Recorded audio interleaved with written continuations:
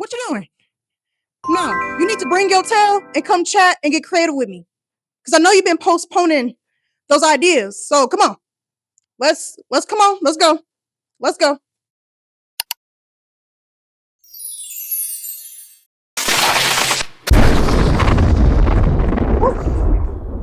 Well, nice to see you again. Yeah, I know. It's me. I'm the problem. I am. But to be fair, life has been whooping me. Life has been lifing. This economy and everything, life has been lifing. But your girl is back to making content. I'm trying to be on a more consistent schedule for you guys.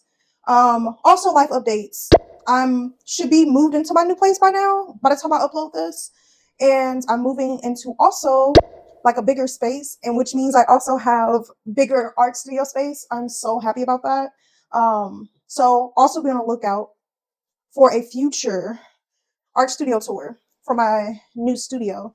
So I'm so excited to work with more area to like decorate and really make it my own functional art space. That's very important. Well, also, and one more kind of little life update. It was your girl's birthday, August 4th, and I got two gifts. I just want to do a little show and tell that you guys did not ask for. But I want to just show it real quick. Just like be a child with me real quick. Yeah, just real quick. First gift. Can you see it? Can you see it? This is the Quartz Bride. This is the Quartz Bride. So the Monster High, they make these skull collectors of different. Wait a minute, before I show you the goodness, you have to see the box itself. Look at this box. Like the details of the box. Like look at that. That back. The back of this is fire. But literally, so you slide it open, and then this is what she looks like. If I'm not doing a good job of showing you guys, I'm going to do like probably a little side view for you guys, a little video to the side. But yeah, this is what she looks like. She's gorgeous. Like I'm probably never going to take her out of the box until I get like comfortable enough when I have like my collector's item inspired by my grandma. She has all like traditional and like vintage black Barbie dolls, like the black Barbie. And I aspire to have a collection like her. And speaking of collection, that leads us to my next my next gift. I'm so happy, and I'm not gonna be able to do anything with it until my next space. But you guys already know what it is.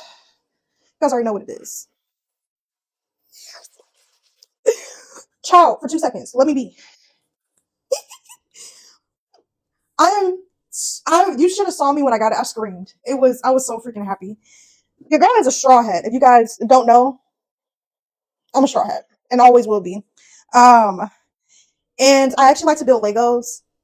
One of these days, I'm going to show you guys a big Lego collection. I'm just like really starting it, so your girl's a little shy on showing things because I need more to my collection. But this right here, to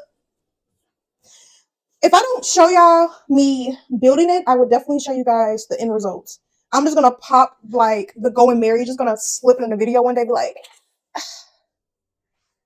but yeah, thank you for my little show and tell. So let's get into the video so I can finish this painting for you guys, and let me know if there's any other suggestions you want to see me do in the future in my content in the comments. Let's get to it. As I'm painting with you guys, or whatever you guys are choosing to do today, as long as you're creating, that's all that matters.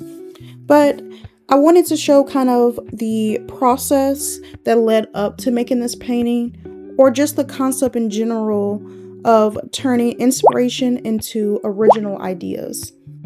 So before I even made any sketches for this painting, it was like a couple months before like Valentine's Day, and I had just got this idea. Oh, I want to make something for the holidays, like make something for Valentine's Day, because I love the concept of kind of like love, but it didn't have to specifically be fully about a lovey-dovey love kind of deal. Just anything kind of surrounding that idea. Um, And I remember specifically one day I was just listening to music and one of my favorite songs came on, which is a Michael Jackson song called Remember the Time, to the point where like I would listen to the song and then go to YouTube and watch the whole entire video, and I'll just start dancing with the video. I just love that song so much. And I say, you know what? It would be so cool if I created a painting based kind of on the song. And so this is kind of where the inspiration really started. Now, when it comes to inspiration, some people, they use what they see and they use exactly what they see. And when it came to this song and me watching the video of the song, I decided I didn't want to go with like the Egyptian theme or the color palette or anything like that of the music video, but I wanted to create something based on the feeling of that song, because the feeling more than anything kind of resonated with me, because during that time I wasn't feeling like these emotions of being in love, but rather recalling the emotions you feel when you're freshly in love with someone. You start thinking about, oh, those long phone calls in the beginning, those first everythings with a person. And that's the emotions I was feeling the most during that time. And so I started to really think more about not only the song, but how I would be able to express this feeling into my work, which leads me into my next phase of finding references. Now, how I get my references is pretty much either using inspiration from like things around me in real life, or shows I'm watching, or like nature, or like literally just going on outings with family or friends and stuff. But a really big place I get my references at times is Pinterest. And I know some people say you shouldn't use Pinterest for everything, which I don't, but I still think Pinterest is a really good way to kind of get at least some like poses or like ideas or color palettes at times. And for this next phase, I was really looking for references for color palettes and poses, and just any way that I felt like can kind of emulate that feeling that I wanted to show in my work. So I started looking on Pinterest for like ideas that show like a reminiscing feeling. And the first thing that kind of popped up in my head was like clouds, because clouds kind of give that imagery of like a dreamlike feeling. And you know, when you're reminiscing, it's kind of like you're dreaming as well. So I didn't want just plain white clouds. I wanted clouds with more depth to them. So I started looking at different colors of clouds, and something I kind of settled on was kind of like these pinkish, purplish with like kind of a blue background kind of scene of clouds. And then I was like, you know, it'd be kind of great if I had like characters on these clouds in some kind of way. So the more I started looking, the more I started getting more ideas. I saw this girl sitting on like this couch, and instantly I loved the outfit she was wearing. And so I wanted to make sure I kept some kind of similar outfit. But I also started getting this idea of like, oh, this girl's sitting on this couch. And it made me think of like those old TV shows or old movies where like once a girl and a guy, they're like talking and being lovey-dovey on the phone, it's always someone sitting on the edge of a bed or the couch, and on the side of their couch and bed, there's like a table with a phone, but it's one of those rotary phones. And so I started looking up just different inspos for like girls holding those phones. So I got this whole entire vision board together, and then I got into making the sketch. And so the sketch actually started out in my sketchbook. And then I realized I really like how the sketchbook part came out. And so y'all know what I did? I was being really lazy.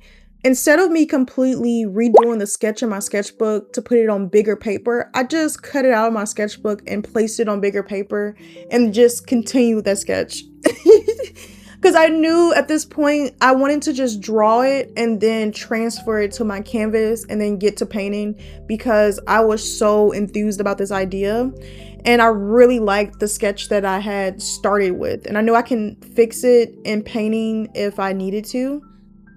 So I knew I needed to come up with a color palette for this painting, and since I was going to do this for Valentine's Day, I wanted to use the color red and then purples and pinks.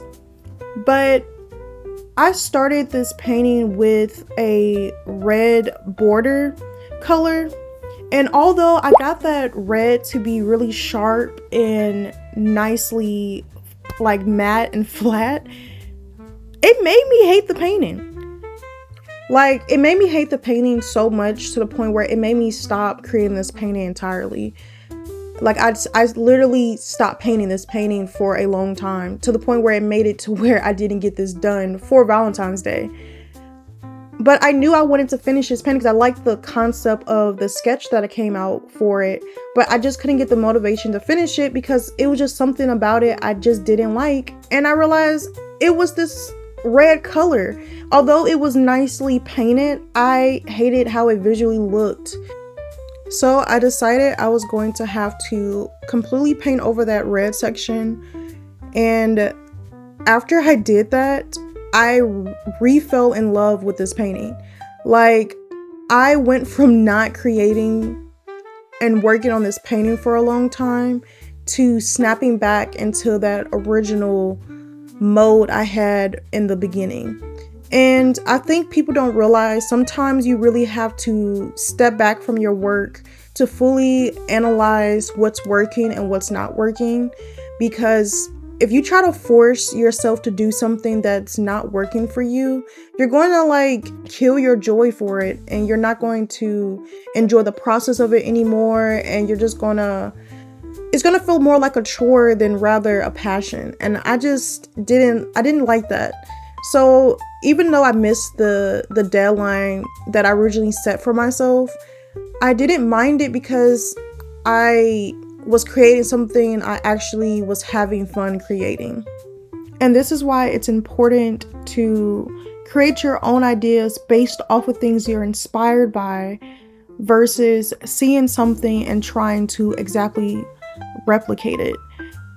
Instead of me just going with kind of like my first mind of using pinks and purples, which are still on par to the Valentine's Day theme, I wanted to do kind of like something that was very recognizable and everybody knew that red, it means Valentine's Day, it means love. But I didn't have to use that color. And I think a lot of people, when they're trying to create original work, they get stuck because they're trying to take what they're seeing or their references or what they're being inspired by and trying to make a duplicate of that, instead of just taking the elements from the things you're using as a reference and being inspired by. And this is the process that all professional artists use when they're creating bodies of work. And you can do this too. So next time when you're trying to create your own original ideas and you're getting and looking out for inspiration, ask yourself, why is that inspiring you? And figure out which elements are most important to you to get your ideas across and what really resonates with yourself. Thanks for chatting and creating with me today. Don't forget to like and subscribe if you haven't already, and leave any comments below. And I'll see you guys next time for part 2.